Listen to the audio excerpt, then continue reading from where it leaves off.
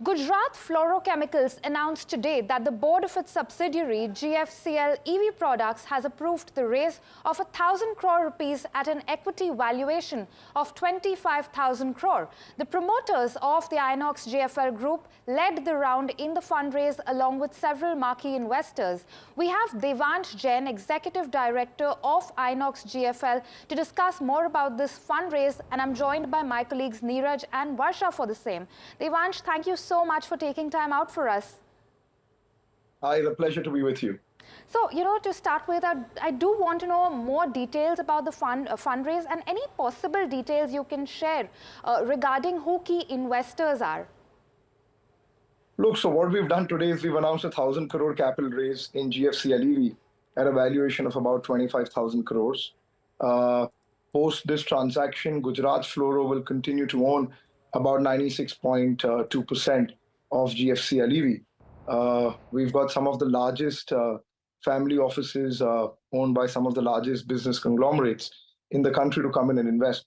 I won't be able to share specific names, but this is across auto, FMCG, steel, metals, and cement. So that's what we've done.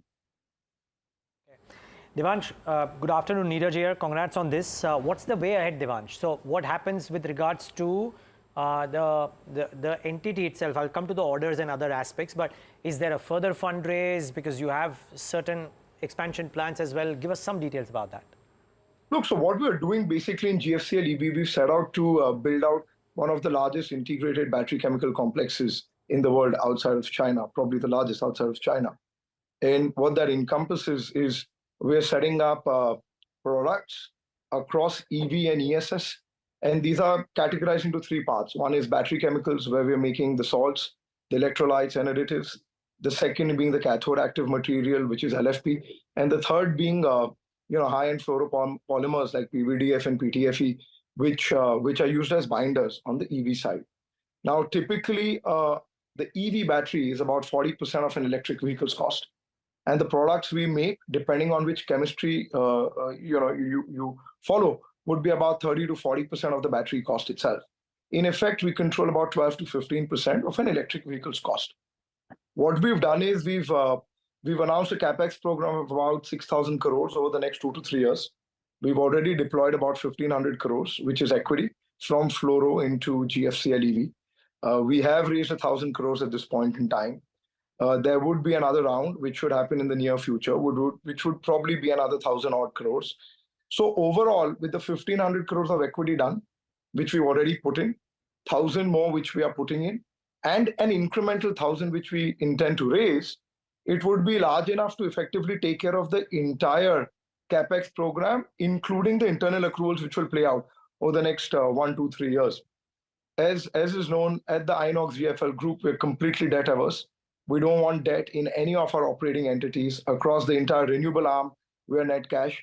And with this raise and the potentially another raise, we would be net cash across the entire chemical arm as well. Very interesting. Okay, so Devansh, a follow-up there. I heard you say 1,000 crores of a further fundraise whenever in the next 1, 2 months, whenever you do it, or maybe earlier. You didn't give me the timeline. I'm just saying it out. So whenever you do it, is this happening at the you reckon it'll happen at the similar valuations with a completely different set of investors or the same set of investors? Part of my question is that. Part two, will it be the same kind of a fundraise, which is a plain vanilla equity dilution, or do you plan to do it in a slightly different fashion? All the options are open. We are negotiating with a couple of large investors at this point in time. Whatever we do is probably, in any case, this is the base. And it's hopefully only going to get better as we keep moving forward. Okay, but all options on the table, so nothing concrete is yet. Okay, one more question from my end, which is around the progress of business as it stands. So now you're obviously going to be a key supplier outside China to a lot of global companies on the battery side. What are the kind of negotiations that have happened? When do order inflows start trickling in, if not already? Give us some sense of the business of this arm. Look, so, I'll share what's already in the public domain. And to that extent, we've been working with some of the largest OEMs in the US, Europe, Japan, Korea. It's across more than 20 odd OEMs and key suppliers to OEMs. It's a long gestation business. So we've been an early mover. We've been doing, we've been working on it for the past 3 years. We had our pilot plants where we had to set up capacity, then get approval, which is 9 to 12 months. Then you set up a smaller pilot plant, and thereafter is the commercial plants. So for many of the products, our commercial plants went live in Q1, early part of this financial year, or early part of this calendar year, in fact.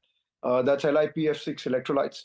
We are currently in sampling and validation, and we expect to start commercial supplies from Q4 of this financial year. And then we expect to see hockey stick growth over the next 1, 2, 3, 4 years. Mr. Jain, Varsha here. Good to have you. So I'm assuming that I understand that you have a capex plan of around 6,000 crores for next 4 years. Now, my first question would be how are you planning to do this capex? I mean, I assume that for next 2 years you're doing capex of around 2,800 crores. Number one, and number two, what is the revenue potential that you are expecting from this 6,000 crores of capex, and by when? Look, so as we've put out in the public domain, we intend to do about 6,000 crores over a period of 3 years. We've already pumped in close to 1,500 crores. As I mentioned, we've raised 1,000 crores today. We intend to potentially raise another 1,000 crores, overall 2,000. So that with this 3,500 crores, we are fully funded from an equity perspective. Thereafter, the internal accruals are large enough to sustain the business and the growth as we move forward. Having said that, of course, Gujarat Fluoro itself is very, very strong profitability in EBITDA. The last year has been a little bit of a slowdown across the chemical sector, but we're confident as we move into the coming quarters, the business is looking very strong. I think in terms of revenue, we have mentioned we expect an asset turnover of about 2.5 times. And that's something which will play out over the next 1, 2, 3 years. Okay. And also, are you going to list this EV in next 2, 3 or 4 years, say? Look, I think it's well known across the group. We build our companies, we capitalize them well. And once they're self-sustaining, become of a certain size, we list them. So eventually, yes, the aim would be to list this entity, but I think the GFL board and the EV board will take an appropriate decision at the right time. But I would assume it would happen within the period you're talking about. Devansh, one follow-up to the answer that you gave earlier. So if you, I heard you mention that you get in some bit of order flow in from Q4 and then a hockey stick effect. Is this coming in from specific geographies? Is there some sense can you give about the clients? Because I think when I spoke to a few people on the street between the morning when the announcement came in, or last night when the announcement came in, and right now that we are talking, everybody is wanting to know what are the kind of clients that this subsidiary has. You may not be giving names, but some color about the geography or the nature of the clients. I will not be able to specify names. Having said that, these are the largest OEMs globally who we are working with. They are auto producers, they are battery producers. So we're working with virtually everybody. I think, what you need to understand is what's happening. Effectively, on the EV landscape, right, we expect the EV, the lithium battery market, to move up from, say, about 1,100 gigawatt hours currently to about 5,000 to 6,000 gigawatt hours by 2030. Currently, 95% of the battery supply chain is coming in from China. And for example, in the US, with the Inflation Reduction Act, over a period of the next year and so, you have effectively the Chinese supply chain totally cut off. So the US market is just striving to get high quality supplies. Fluorine is a very, very difficult product to handle. We've mastered that for the past 30 years. We have our own fluorspar mines. So that's something which is playing out. Europe does not have a law like IRA, but they're trying to move away from China and have an alternative supply chain. So we are entering Europe through that route. And obviously in the Indian market, it's very small today. It's something which will play out over the next 1, 2, 3, 4, 5 years. We have battery capacities coming up in India over the next year or so. In the US and Europe over the next 12 to 15 months, a lot of front-end battery capacities coming in. So that's exactly where we will be supplying. Our capacities are expected to multiply manifold times, multiple times from these initial capacities we've set up In some products, it's obvious. It's potentially almost 30 times what we've set up in our initial plans over the next 3 years to 4 years. So it is huge. Globally, barring China, you only have 1 or 2 or 3 players, small players out of Japan and Korea. So effectively, it's a huge TAM which GFCL EV is looking to address. We are extremely competitive in terms of capex and opex, probably virtually on par with the Chinese, not on par with the Chinese given they have enough other benefits, but compared to global players, I think we would be the most competitive and most integrated players for these products.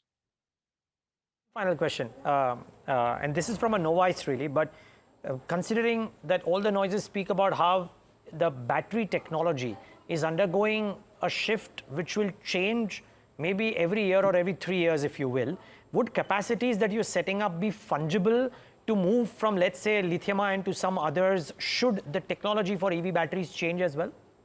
Look, first and foremost, I don't think it's going to be changing in the next 3 to 5 years. Okay. You must understand batteries are extremely complex. It's like ICE engines now moving to EV after a long period of time. Okay. You still have a lot of ICE, and that's going to go on because the entire ecosystem needs to develop. Having said that, I think the chemicals, which is the underlying piece is fluorine, and whether it's sodium or whatever it may be, a big chunk of that is dependent on fluorine. So effectively, yes, many of our plants are fungible, and I think we would be part of any and every chemistry which would play out in due course of time. Great. Okay. Devansh, wish you all the best with the plans and the execution and more, and the hockey stick that you spoke about. Thanks so much for taking the time out. Thank you, Neeraj. Pleasure to talk to you.